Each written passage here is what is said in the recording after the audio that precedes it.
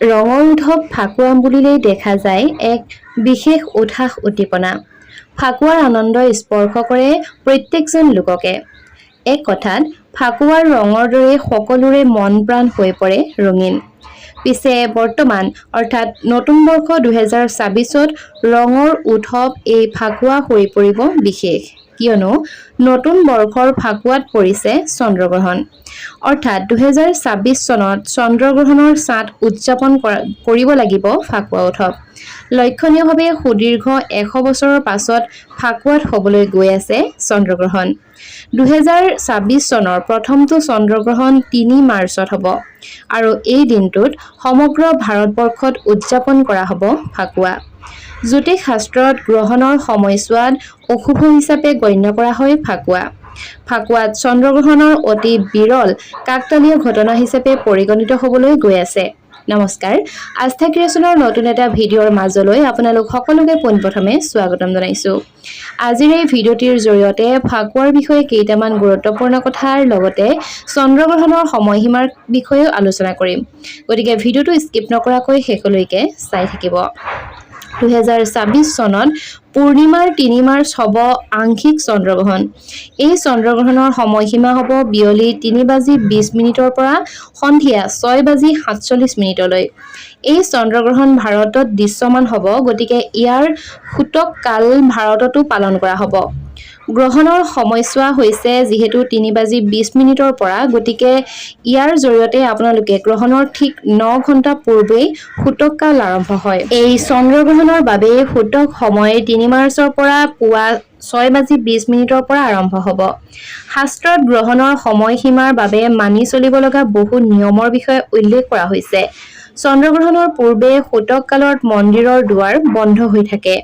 এই সময়ত কোনো শুভ ৰীতি-নীতি কৰা নহয়। জ্যোতিৰ্বিজ্ঞানৰ মতে চন্দ্ৰগ্ৰহণক স্বাভাৱিক প্ৰাকৃতিক পৰিঘটনা বুলি গণ্য কৰা হয়।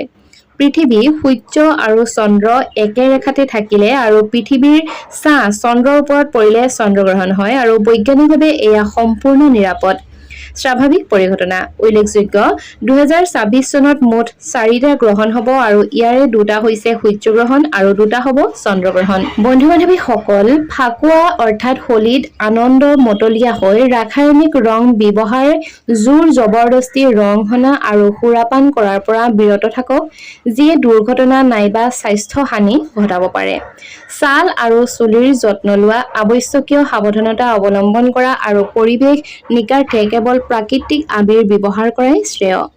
ফাকুৱাত পৰিহাৰ কৰিবলগীয়া কেইটামান ভুল। প্ৰথমতে হৈছে ৰাসায়নিক ৰঙৰ ব্যৱহাৰ। ছাল আৰু চুলিৰ ক্ষতি কৰিব পৰা কেমিকেলযুক্ত ৰং ব্যৱহাৰ নকৰিব বুলি বিশেষজ্ঞসকলে প্ৰাকৃতিক ৰং বা আবিৰ ব্যৱহাৰ কৰিবলৈ পৰামৰ্শ দিয়ে। ইচ্ছা বিৰুদ্ধে নাইবা অনিচ্ছুক ব্যক্তিক জোৰ জবৰদস্তি ৰং নাহানিব। ফাকুৱাৰ দিনা সুৰাপান কৰি গাড়ী চলোৱা নাইবা মাতাল হৈ অশান্তি কৰাও অনুচিত। অপ্ৰয়োজনীয়ভাৱে বহুত পানী নষ্ট নকৰিব। ইয়াৰ লগতে জীৱ-জন্তুৰ গাত ৰং সনাটো তেওঁলোকৰ স্বাস্থ্যৰ কাৰণে ক্ষতিকাৰক, গতিকে ইয়াৰ পৰা বিৰত থাকক। ফাকুৱাত ল'বলগীয়া সাৱধানতা হৈছে ৰং খেলাৰ আগতে শৰীৰত তেল নাইবা মইশ্চাৰাইজাৰ লগাওক। লগতে জেদী ৰং আঁতৰাবলৈ নেমুৰ ৰস নাইবা ঘৰুৱা উপায় ব্যৱহাৰ কৰিব পাৰে। চকু আৰু কাণ ৰঙৰ পৰা বচাই ৰাখিব। ফাকুৱাত বৰ্জনীয় 5টা বিশেষ কাম। দৌল পূৰ্ণিমাৰ দিনা ঘৰত আমিষ আহাৰ যেনে মাছ-মাংস ৰন্ধা নাইবা খোৱাটো একেবাৰেই উচিত নহয়। এই দিনটোত সাত্বিক নাইবা নিৰামিষ আহাৰ গ্ৰহণ কৰা উচিত। ফাকুৱাত ক'লা ৰঙৰ পোছাক পিন্ধাটো অশুভ বুলি গণ্য কৰা হয়, কাৰণ ক'লা ৰঙে নেতিবাচক শক্তি আকৰ্ষণ কৰিব পাৰে। এই পবিত্ৰ দিনটোত কাজিয়া কণ্ডল নাইবা কোনো ধৰণৰ নেতিবাচক চিন্তা চৰ্চা কৰাৰ পৰা বিৰত থাকক।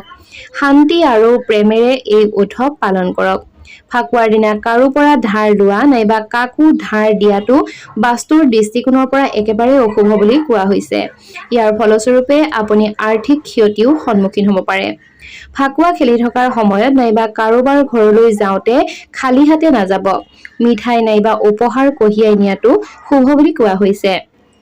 3 মাৰ্চ 2026 মঙলবাৰৰ দিনটোত যিহেতু দৌল পূৰ্ণিমা, গতিকে দৌল পূৰ্ণিমা তিথিত আপোনালোকে অত্যন্ত শক্তিশালী এটা শ্ৰেষ্ঠ যোগ আৰু এই তিথিত ঐশ্বৰিক প্ৰেম উদযাপন কৰা হয়। ফাকুৱাৰ এই বিশেষ দিনটোত আপোনালোকে কেইটামান উপায় কৰিব পাৰে।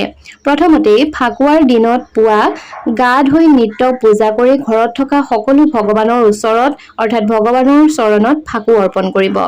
দ্বিতীয়তে গোপাল কৃষ্ণ অৰ্থাৎ ভগৱানক হালধীয়া মিঠাই অৰ্পণ কৰিব। ইয়াৰ উপৰিও আপোনালোকে পায়স ভোগো আগবঢ়াব পাৰে। ভোগৰ ওপৰত তুলসীৰ পাত দিবলৈ নাপাহৰিব। ফাকুৱাৰ দিনত এটা পাত্ৰত গংগা জল লৈ তাত কেইটামান তুলসীৰ পাত দি সমগ্ৰ ঘৰটোত সেই পানী ছটিয়াই দিব। আপোনাৰ ঘৰত ধনাত্মক শক্তিৰ প্ৰৱেশ ঘটিব। এই দিনটোত যদিহে আপোনালোকে ঘৰত কৃষ্ণ আছে অৰ্থাৎ গোপাল কৃষ্ণৰ ফটো আছে তেনেহলে কৃষ্ণৰ চৰণত 5টা তুলসীৰ পাত দি ফাকু সানি অৰ্পণ কৰিব। পূজাৰ শেষত তুলসীৰ পাতবোৰ এটা ৰঙা কাপোৰত মেৰিয়াই আপোনাৰ ধনৰ ভঁৰালত স্থাপন কৰিব। এই দিনত পাৰিলে আপোনালোকে নিৰামিষ ভোজন কৰিব। ঘৰত আমিষ ব্যৱহাৰ নকৰাই ভাল। দৌল পূৰ্ণিমাৰ এই বিশেষ দিনটোত ঘৰলৈ যদিহে কোনোবা আলহী আহে তেনেহলে তেওঁলোকক খালী হাতেৰে ঘূৰাই নপঠিয়াব। দৌল পূৰ্ণিমাত তিতা খাব নালাগে। দৌল পূৰ্ণিমাত পুৱা আৰু সন্ধিয়া ঘৰত ঘিউৰ চাকি জ্বলাব। লগতে দৌল পূৰ্ণিমাত শিশুক আপোনালোকে মিঠা বস্তু খুৱাব। বন্ধু-বান্ধৱীসকল, এইকেইটাই আছিল বিশেষ উপায়, লগতে 5টা বিশেষ নিয়মৰ বিষয়ে যিকেইটা আপোনালোকে পৰিহাৰ কৰিব লাগিব। গতিকে ভিডিঅ'টো যদিহে চাই ভাল পালে তেনেহলে নিশ্চয়কৈ লাইক কৰিব আৰু বন্ধুবৰ্গৰ মাজত শ্বেয়াৰ কৰিব। আজিলৈ আহিছো, ধন্যবাদ।